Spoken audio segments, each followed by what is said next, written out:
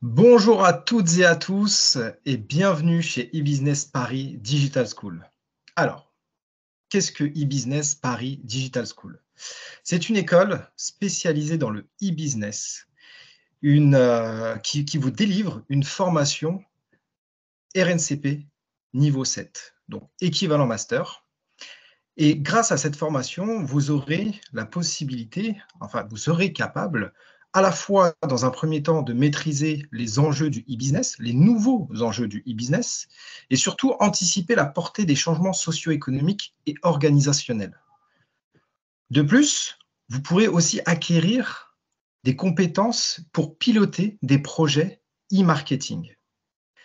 Et dans un troisième temps, c'est surtout de comprendre les évolutions du monde digital. Vous le savez très bien, le digital évolue constamment, il évolue continuellement. Et grâce à eBusiness Paris, chez eBusiness Paris, on vous apprend à anticiper et surtout à analyser et comprendre les évolutions de ce monde un peu spécifique. L'école est labellisée. C'est un label, le Digital School Marketing. C'est un label qui est délivré par 4 associations spécialisées dans le marketing digital. Donc ça montre à la fois le sérieux de l'école et surtout la qualité de son enseignement. Aujourd'hui, vous êtes avec moi, Johan Chalal. Je serai un intervenant sur un cours qui s'appelle la méthodologie et les jeux de rôle. Alors, qu'est-ce que la méthodologie pédagogique et les jeux de rôle?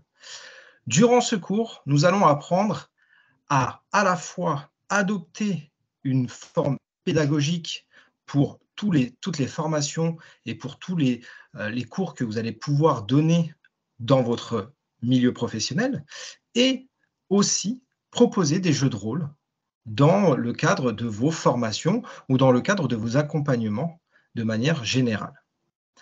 Alors, c'est un cours qui va être avant tout pratique, ludique, et évidemment, il y aura certaines notions théoriques. Je vous le dis d'avance, l'objectif de ce cours est surtout d'apprendre de manière vraiment ludique et de manière à prendre plaisir à apprendre.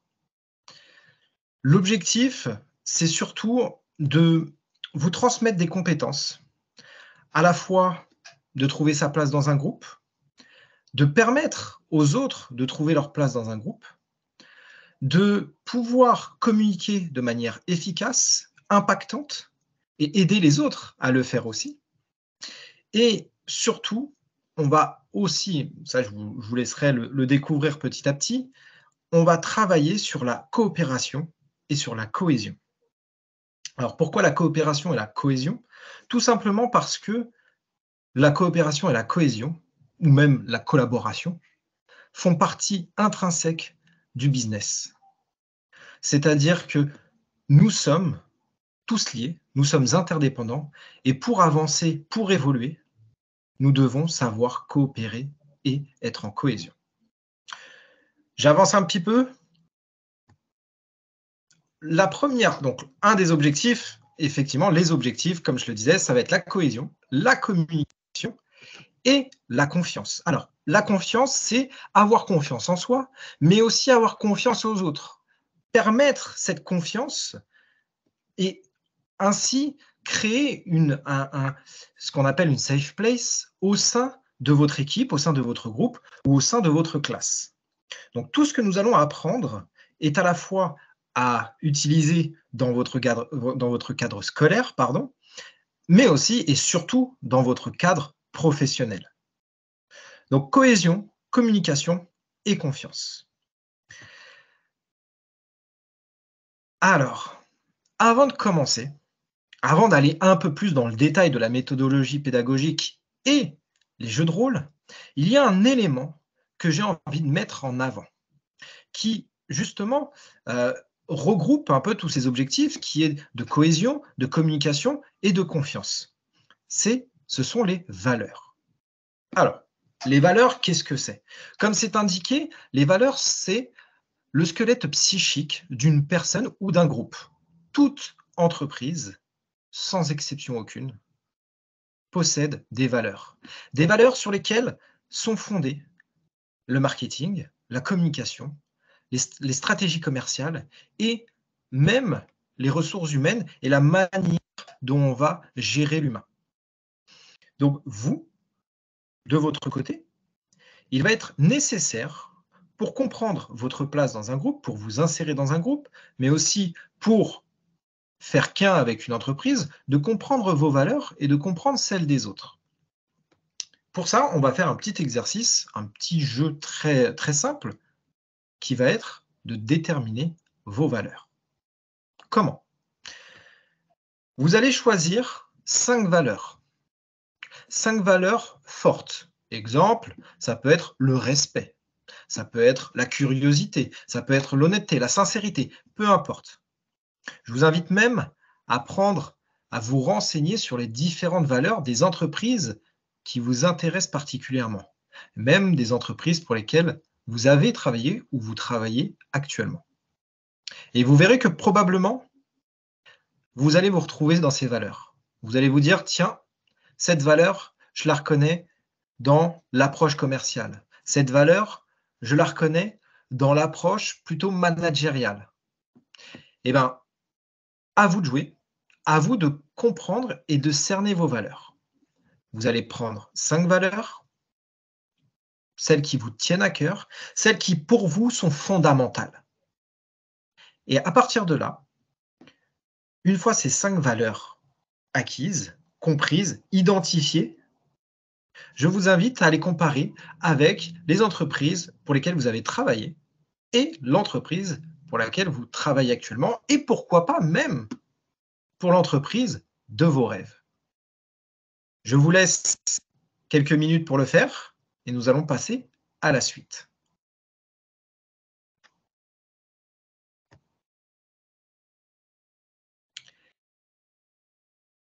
Vous avez pu mettre sur pause, travailler sur vos valeurs, réfléchir sur elles et vous avez probablement déterminé certains éléments, certaines valeurs fortes, certaines valeurs qui, en quelque sorte, guident votre vie.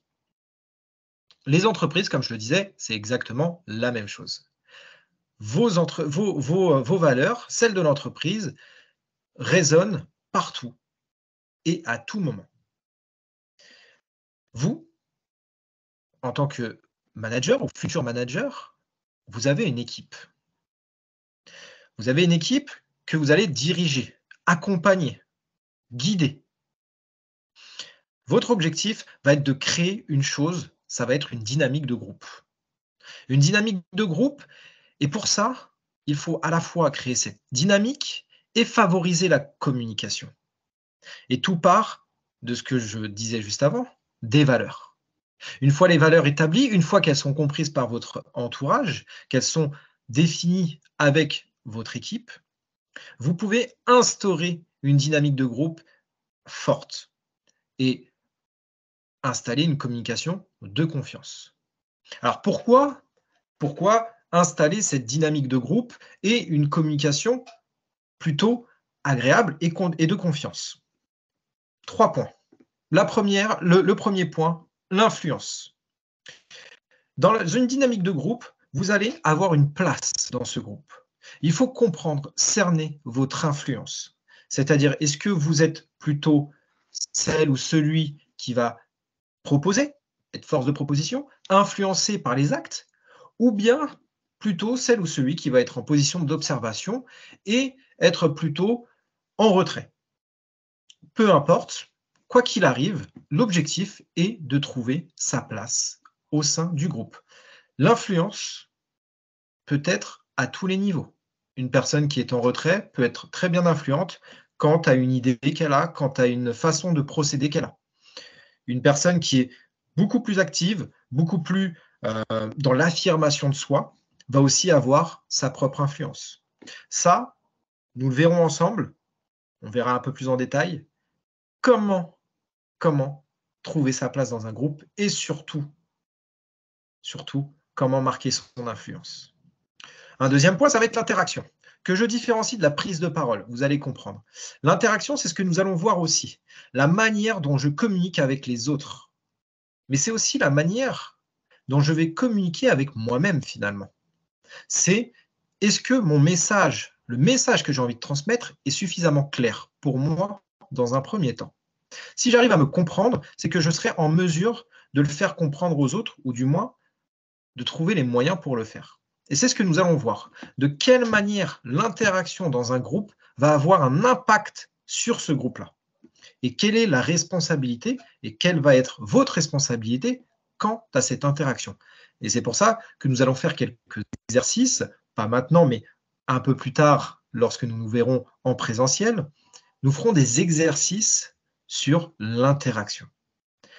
De quelle manière on peut communiquer efficacement.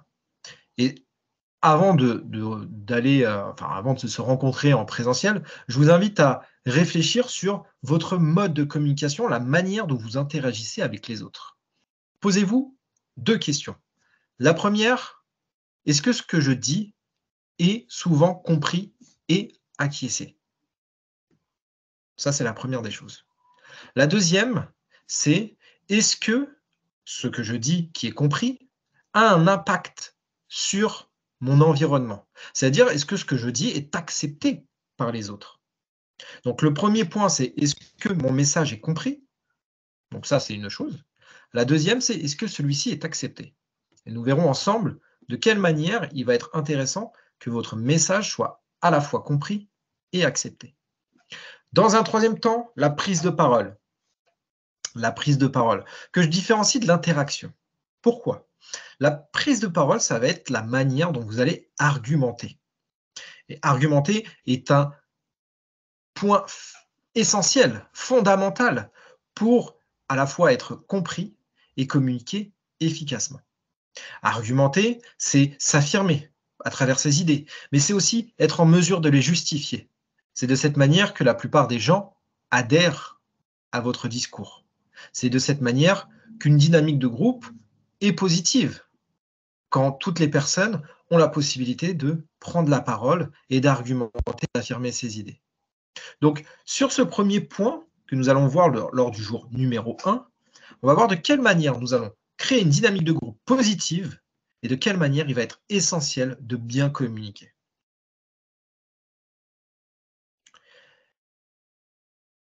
Alors, un petit exercice d'exemple que nous allons faire ensemble pour créer une bonne dynamique de groupe. Le fameux icebreaker. Vous avez déjà entendu parler de ce mot, ce fameux brise-glace qui est conçu pour favoriser la communication, aider les participants à faire connaissance ou à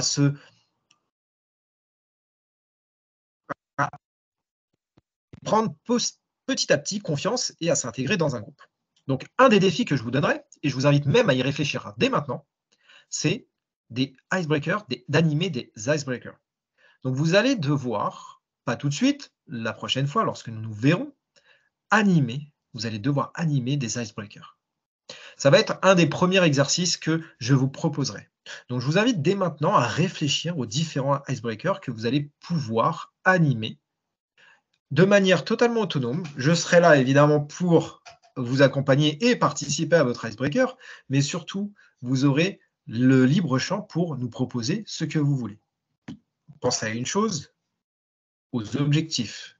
Quels sont les objectifs que vous allez proposer pour chaque icebreaker? Donc, ce petit exercice, je vous laisse y réfléchir tranquillement. Nous allons continuer la présentation, mais je vous laisse tranquillement sur cette réflexion du icebreaker. En tout cas, moi, j'en ai plusieurs. J'en ai pas mal en stock. On va en faire quelques-uns. Vous pourrez les reprendre si vous le souhaitez, il n'y a aucun problème. La deuxième étape est le travail d'équipe et la valorisation personnelle. Alors, qu'est-ce que veut dire le travail d'équipe et la valorisation personnelle? Nous allons rentrer dans quelque chose d'assez différent de la dynamique de groupe. Là, ça va être, une fois que la dynamique de groupe est installée, il faut installer un travail d'équipe, favoriser ce travail d'équipe. Et dans chaque équipe, il y a forcément des personnes qui ont des compétences, qui ont une personnalité assez spécifique pour chacun, et qui va devoir s'affirmer à travers ses compétences. L'objectif, il y en a deux. Le premier, c'est de créer un environnement favorable à toutes les personnes pour qu'ils puissent être valorisés, pour qu'elles puissent, exploiter au mieux ses compétences. Le deuxième, et c'est là où nous allons faire quelques petits exercices ensemble lors du jour numéro 2, c'est le 2, oui, ça sera le 2, le jour numéro 2, où nous allons travailler. Donc, faire un travailler sur ce travail en équipe, voir de quelle manière le travail en équipe doit être favorisé. Donc, vous aurez quelques petits défis à effectuer, à la fois en équipe, et de pouvoir aussi, vous, avoir ce rôle de manager, de guide, pour favoriser un travail d'équipe efficace, avec évidemment des objectifs clairs et précis. Donc, je répète, 2 objectifs majeurs. Le premier va être de valoriser les compétences de chacun, de créer un environnement pour que chaque personne puisse être valorisée à sa juste valeur.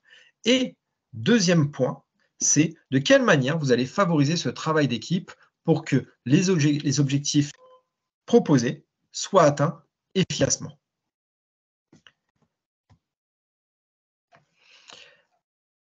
Donc, là, il y a un petit détail sur le travail d'équipe et la valorisation personnelle. Dans un premier temps, donc le travail d'équipe qui désigne la collaboration harmonieuse, et j'aime beaucoup ce terme, l'harmonie.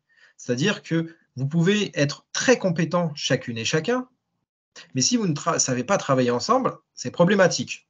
Je prends toujours l'exemple du sport, des sports collectifs, que ce soit le rugby actuellement avec la Coupe du monde de rugby, ou bien le foot, ou bien d'autres sports collectifs.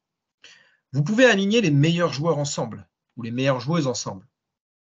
Mais s'il n'y a pas d'harmonie ensemble, s'il n'y a pas d'harmonie au sein de l'équipe, il va être difficile d'avoir certains résultats. Et comme dans un sport collectif, il y a des rôles. Chacun a son rôle. Nous prenons le rugby, il y a 15 joueurs ou 15 joueuses, et chacune et chacun a un rôle. Nous prenons le football, c'est pareil. Il y a un attaquant, il y a un milieu de terrain, il y a un gardien de but, et ainsi de suite. Il y a même aussi l'entraîneur, pour le coup. Chacun a sa place, chacun a son rôle. Et c'est de faire en sorte que tout fonctionne en harmonie. Ça sera votre rôle, ça sera votre défi. Je ne vous en dis pas plus, mais en tout cas, vous allez participer à un jeu où vous allez devoir travailler en équipe, et c'est l'équipe qui sera la plus en harmonie qui remportera ce challenge. De l'autre côté, donc la valorisation personnelle, c'est la reconnaissance et l'appréciation des compétences. Donc, dans un travail d'équipe, vous pouvez avoir les meilleurs joueurs, ou vous pouvez avoir des joueurs efficaces qui rentrent en harmonie, qui ne sont pas forcément les meilleurs, mais qui travaillent efficacement et qui s'insèrent parfaitement dans un groupe. Il faut savoir les valoriser. Les valoriser, pourquoi? Pour tirer le meilleur de ces personnes. Donc vous serez dans ce jeu, dans le jeu que je vous prépare, vous serez à la fois dans un rôle de manager, de meneur d'hommes, mais vous serez aussi à la place de celui qui est mené. Et vous verrez, dans les deux cas, ce qui peut faire défaut au manager et ce qui peut faire aussi sa force. Et c'est là, en fait, en tant qu'acteur, actrice et observateur, que vous pourrez définir votre rôle, vos rôles dans les différentes situations que vous allez rencontrer, les différentes situations professionnelles que vous allez rencontrer. Je reprends un dernier exemple. Vous, en tant que manager, vous avez forcément un N+1. Vous avez une équipe, mais vous avez aussi un N+1. Donc, vous avez à la fois ce rôle de manager, mais vous avez aussi ce rôle de manager. Il faudra prendre de manière à la fois ludique et sérieuse les enseignements que nous allons ressortir de ces jeux que nous allons faire ensemble. Parce que oui, nous allons jouer. Et c'est ça qui est important, c'est apprendre de manière ludique, je le répète. Le troisième point qui est un élément, à mon sens, qui est déterminant pour l'apprentissage. Donc, on parlait de méthodologie pédagogique. Le jeu de rôle est l'outil, un des outils qui est le plus, à la fois le plus attrayant et qui, lorsqu'il est bien mené, est les plus efficaces de manière pédagogique, d'un point de vue pédagogique. Donc, les jeux de rôle sont des mises en situation. On incarne, on apprend et on incarne un personnage pour apprendre. Par moments, on incarne son propre personnage. Dans d'autres moments, on incarne le personnage, un autre rôle. Un rôle qui n'est pas du tout le nôtre. On se met à la place de quelqu'un d'autre, en quelque sorte. C'est ce qui nous attend lors de ces troisième parties du jeu de rôle. Donc, dans cette partie, qui sera encore différente des 2 précédentes, vous allez, comme je le disais, incarner certains rôles. Incarner certains rôles en fonction de différents, sujets. Les sujets, il y en aura 3. Le leadership, la quête de l'emploi et se raconter. Alors, qu'est-ce que c'est? Je vais commencer par le leadership. Donc, le leadership va être à la fois de se découvrir, de découvrir son rôle de manager leader. C'est-à-dire qu'aujourd'hui, le simple fait d'être un manager ne suffit plus. Je pense que sur ça, vous avez déjà entendu parler de cet élément-là. Le manager leader représente aujourd'hui un type de management qui est le management à incarner. Le leadership, qu'est-ce que c'est? Je vous laisse vous faire votre propre définition, mais je vais vous donner quand même quelques éléments de réponse. Un des premiers éléments sur lequel j'insiste beaucoup sur le leadership, c'est l'exemplarité. C'est de quelle manière vous allez être exemplaire. Deuxième point, ça va être l'inspiration. Donc, de quelle manière vous allez inspirer? Mais à mon sens, pour inspirer, il faut aussi montrer l'exemple. Donc, être exemplaire et inspirer. Ça, ce sont les 2 éléments, à mon sens, qui sont clés quant au leadership. Nous allons aborder un jeu, donc pas tout de suite, mais nous en aborderons un, qui mettra en avant ce principe de leadership, où vous serez toutes et tous confrontés, sans exception, à un moment de leadership.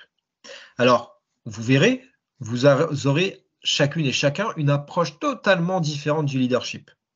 C'est-à-dire que certains, peut-être un peu plus introvertis, auront un leadership mesuré, auront un leadership propre aux introvertis. D'autres, un peu plus extravertis, peut-être même un peu plus autoritaires, auront un leadership axé sur ces éléments-là.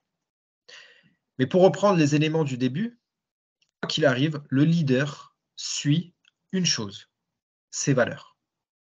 Donc, en quelque sorte, on va boucler une boucle à ce niveau-là, c'est-à-dire que nous allons reprendre vos valeurs et l'objectif va être d'incarner ces valeurs. Et pour être un leader, il faudra incarner ces valeurs de manière congruente. La congruence est un terme qui, l'objectif est d'être aligné entre ce que vous êtes, ce que vous pensez, ce que vous ressentez, ce que vous dites. Et nous testerons cet élément-là sans exception. Vous passerez tous, sans exception. Le deuxième point, c'est la quête de l'emploi. Alors, la quête de l'emploi, qu'est-ce que c'est? C'est, en gros, travailler sur votre posture professionnelle et sur de quelle manière, finalement, vous allez pénétrer l'emploi, le marché de l'emploi. Et de quelle manière, finalement, vous allez vous imposer et que représente votre image personnelle et professionnelle pour qu'elle puisse être améliorée. Alors, nous ferons, pareil, des jeux de rôle, des jeux, des mises en situation où certains seront à la fois recruteurs, d'autres qui, passeront l'entretien ou bien même pour tester votre image et l'image que vous avez, la valeur que vous, imaginez avoir sur le marché du travail. On fera même des exercices, enfin, plutôt des jeux, sur la négociation salariale. De quelle manière vous allez pouvoir négocier, de quelle manière vous pouvez accompagner, et ça c'est toujours l'objectif, hein, c'est de tous les jeux que nous allons faire et de reprendre, de récupérer ces jeux pour les appliquer au sein de vos équipes. Et de quelle manière vous pouvez accompagner aussi vos équipes à se valoriser, à valoriser leur travail. Donc, nous allons faire plusieurs jeux de ce type qui a pour objectif principal de valoriser sa posture professionnelle et de la rendre plus attrayante et plus pertinente.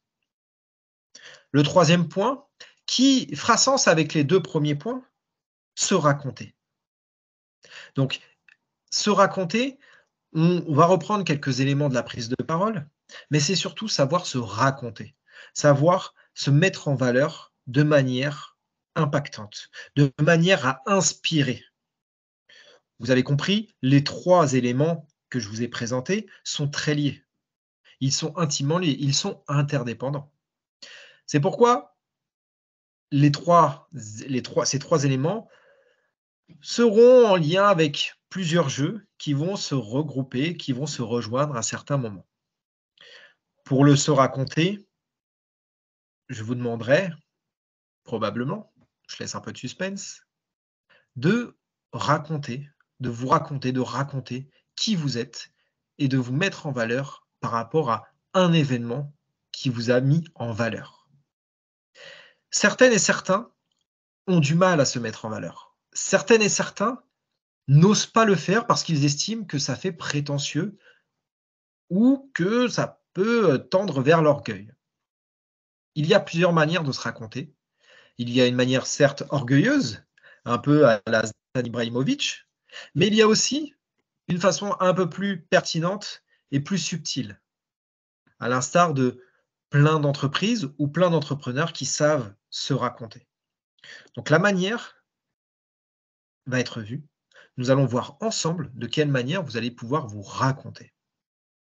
Évidemment, ce troisième élément, pardon, en fait, c'est ce qui va inspirer les autres. C'est ce qui va faire que votre leadership sera renforcé et donc que votre posture professionnelle sera beaucoup plus respectée.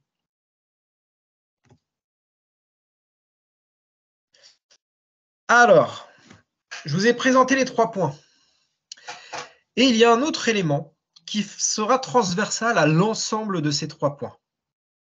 Le feedback. Qu'est-ce que le feedback? Alors, je ne vous fais pas de grande définition, même si sur le document qui apparaît, vous avez une définition. Mais le feedback est un art. Effectivement, l'art de faire un retour constructif. Le feedback, lorsqu'il est bien maîtrisé, pas méprisé, mais plutôt maîtrisé, lorsqu'il est bien maîtrisé, il est un outil d'enseignement essentiel. Le feedback, il va être transversal aux 3 éléments que nous avons vus. Il va être transversal parce qu'à chaque jeu, à chaque moment de jeu de rôle, de mise en situation, nous allons pratiquer le feedback. Et encore une fois, vous serez à la fois actrice et acteur, et observatrice et observateur de chaque jeu que nous allons faire. Et pour ça, en tant qu'observateur et même en tant qu'acteur, vous aurez cette part de feedback. Et cette part de feedback est essentielle. Même si c'est même une partie, un jeu va peut-être durer 30 minutes, mais le feedback, lui, durera 15-20 minutes. Parce qu'il est essentiel de tirer au maximum le plus d'informations possible. Comme je le disais, le feedback est un art, ça s'apprend. Et vous, avec vos équipes, avec les personnes qui sont au sein de votre groupe, vous allez pratiquer ce feedback. Et si vous le faites déjà, nous verrons peut-être certains éléments améliorés et vos points de retour sont aussi très intéressants et très importants pour nous. Le feedback aussi permet à vous, acteurs et actrices, d'avoir un vrai regard. C'est-à-dire que effectivement, j'aurai une part de feedback aussi. Je vais intervenir, mais ce sur quoi j'insiste et ce sur quoi aussi vous allez devoir insister avec vos équipes, est que certes, si vous êtes manager, si vous avez cette ce statut qui vous met un peu plus en avant. Ça ne fait pas de vous quelqu'un qui a la science infuse, comme moi. Peut-être qu'il y a des observations que je ne verrai pas lors des jeux et que vous allez observer. Et ça va être à vous, en tant que facilitateur et facilitatrice, de sortir le meilleur de chaque feedback. Si vous, moi ou quelqu'un d'autre voit quelque chose, observe quelque chose, c'est que ça existe. Et donc, le feedback va permettre de tirer au maximum toutes les informations quant à ce qui a été observé, en bien, donc de manière positive, ou en axe d'amélioration.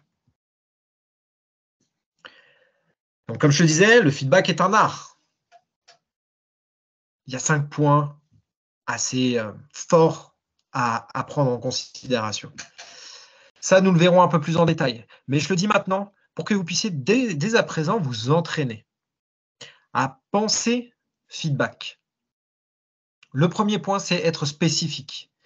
C'est-à-dire que votre objectif doit être, cela doit porter sur des faits, sur quelque chose de précis. Un mot, un geste, peu importe, mais en tout cas sur quelque chose de précis. On évite les généralités. C'est-à-dire que lorsqu'une situation est donnée, on se base sur cette situation, pas sur « oui, mais d'habitude, il y a ça ». L'habitude n'a pas sa place à ce moment-là. Ce qui est important, c'est ce que vous avez vu et ce qui est spécifique. Le deuxième point, c'est être opportun. C'est-à-dire qu'un feedback ne se fait pas 3 jours après. Le mieux, il se fait assez rapidement après une situation. L'objectif est que ce feedback se fasse à chaud. Tout est frais, tout est clair, et nous avons les observations bien en tête. Et même nous, en tant qu'acteurs, nous avons la situation bien en tête. Donc voilà pourquoi il est important d'être opportun. Le troisième point, basé sur des observations et orienté solution. Alors là, je l'ai mis, je me suis trompé, mais c'était plutôt basé sur des observations et l'orientation solution est plutôt en bas. Donc on va rester sur le basé sur des observations. Il doit se fonder sur des faits observés et non sur des opinions, des suppositions. Ce qui se différencie du spécifique. Le spécifique, c'est d'être précis sur un élément. Là, le basé sur des observations, c'est d'enlever toute forme de jugement, toute forme d'opinion, toute forme de supposition, toute forme de « oui, mais peut-être que tu as pensé ça ». Oui, mais tu as fait ça, peut-être que ça se trouve que… Non, non, non. On se base uniquement sur ce qui a été dit. Et on ne suppose rien. On détaille ce qu'on a observé. Ça va être très difficile parce que l'humain a tendance à vouloir donner son avis et à utiliser son propre paradigme, sa propre vision des choses pour détailler, pour émettre une critique positive, hein, je parle, une critique même positive, ou un axe d'amélioration. On a ce besoin de se référer à ce que nous connaissons, mais pas forcément à ce que nous observons. Donc là, l'objectif va être de se référer à ce que nous observons. Le quatrième point est d'être bienveillant. Alors, c'est un mot qu'on entend très souvent. Être bienveillant, oui, il faut faire attention, il faut être bienveillant, etc. C'est tout à fait louable. Certaines ont un peu de mal avec ce terme, ce que je peux comprendre, mais il est essentiel et il a un sens surtout.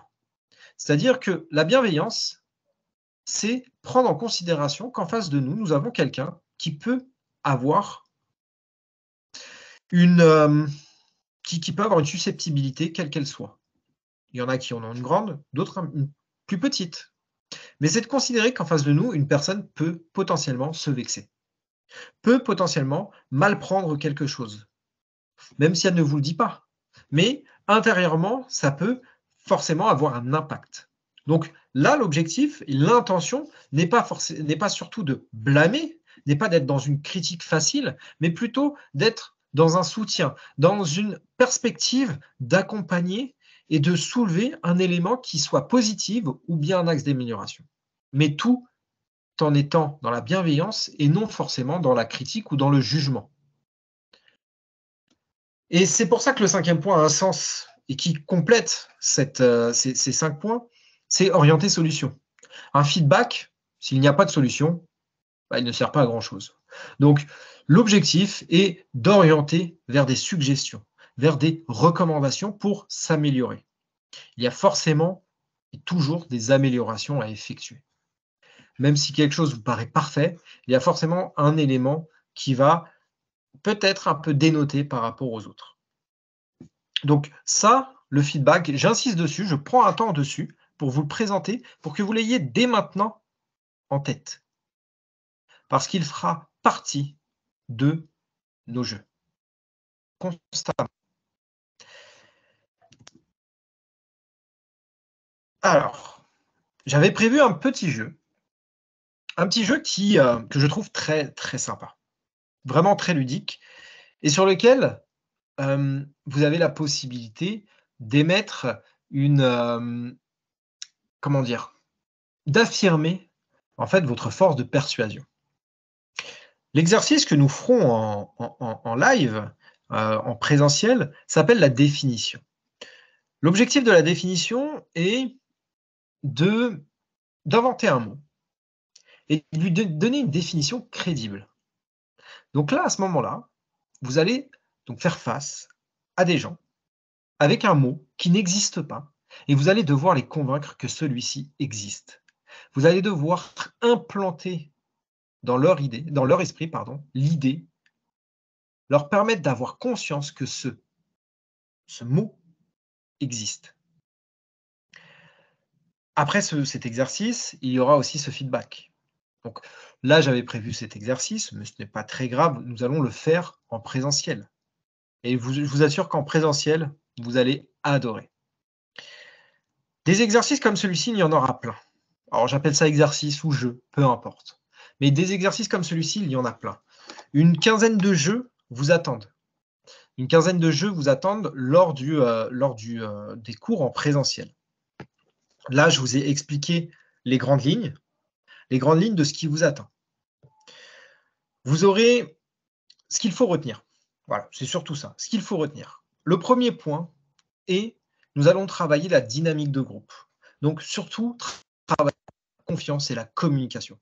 Si entre vous et si au sein de vos équipes, vous arrivez à avoir confiance et à communiquer efficacement, vous pouvez aller très loin. C'est-à-dire que vous avez fait un premier pas qui est essentiel. Sans cette communication et sans ce travail de groupe, de dynamique de groupe, et c'est de communication, il est très difficile d'aller sur cette deuxième étape qui est le travail d'équipe. Donc, la dynamique de groupe et la communication. Le deuxième point est le travail d'équipe et la valorisation de chaque élément de l'équipe. Et le troisième point, donc comme je le disais, en récapitulatif, le troisième point, ce sont les jeux de rôle et les mises en situation. Sans oublier les feedbacks qui feront office et qui seront constamment présents lors de nos jeux. Une quinzaine de jeux vous attend. Nous allons apprendre de manière ludique. Tous les outils que je vous transmettrai, vous pourrez les utiliser directement. Directement avec vos camarades, mais directement aussi au sein de vos équipes et de vos entreprises. J'espère que ce petit topo vous a plu. J'espère que celui-ci a été clair et que vous êtes impatient d'être présente et présent lors des cours qui nous attendent, car je vous le dis d'avance, nous allons nous amuser. Je vous remercie. Merci à vous.